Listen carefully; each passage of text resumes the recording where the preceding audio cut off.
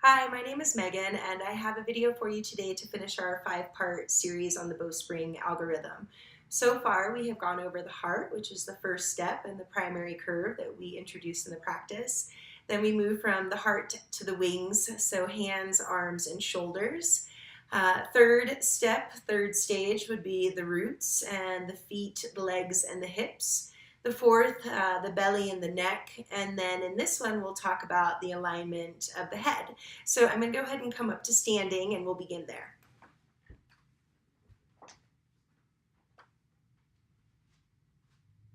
Okay, coming from all fours, rising up and coming upright into a standing position.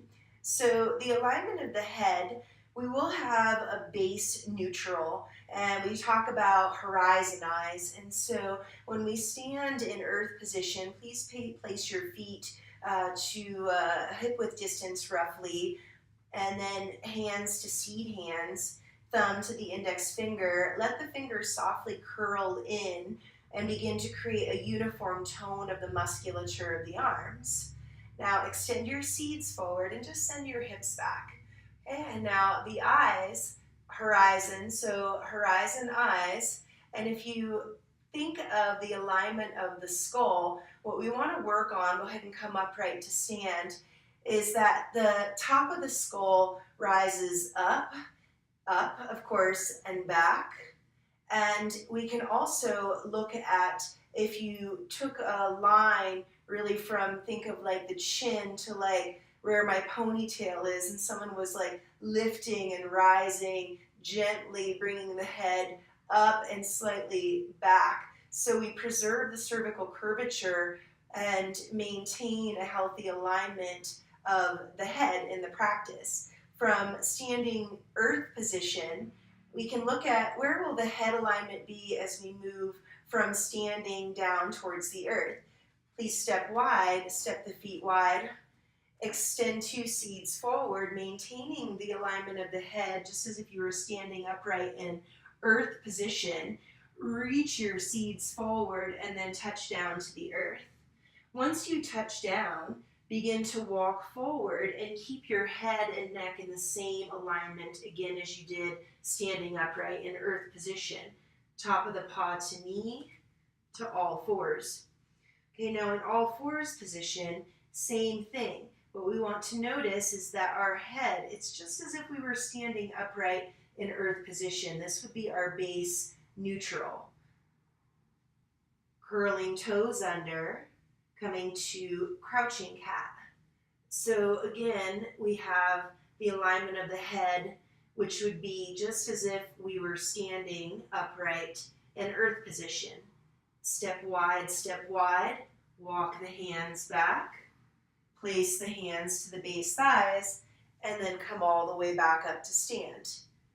Horizon eyes, extend 2 seeds forward, keep your gaze, hold the form, touch down, walk forward, all fours. In all fours position, press the head back, reach the skull forward. Come to crouching cat. Okay. Now the alignment of our head as we move to a pose like twisted cat, left ear towards left shoulder initiates left ear towards left shoulder, and let the crown of the head pour towards the earth. So you're really allowing for the right neck to open and release.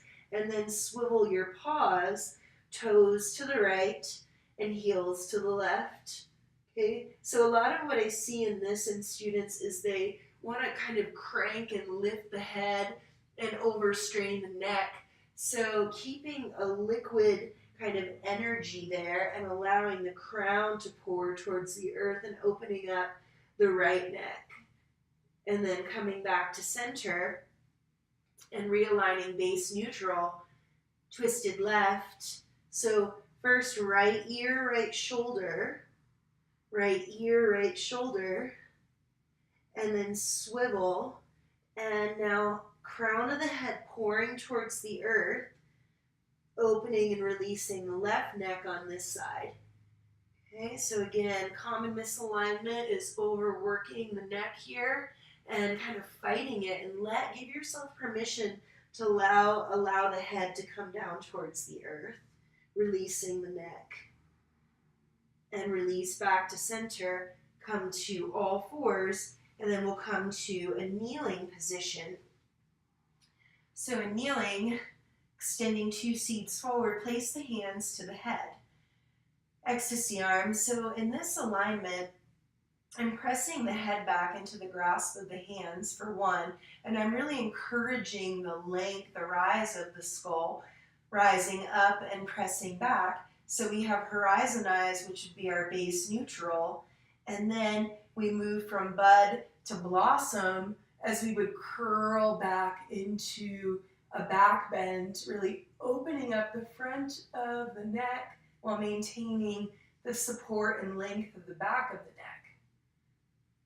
Rise up with your ribs, curl back, and then release. Extending seeds forward and then placing the domes to the base thighs. So again, horizon eyes.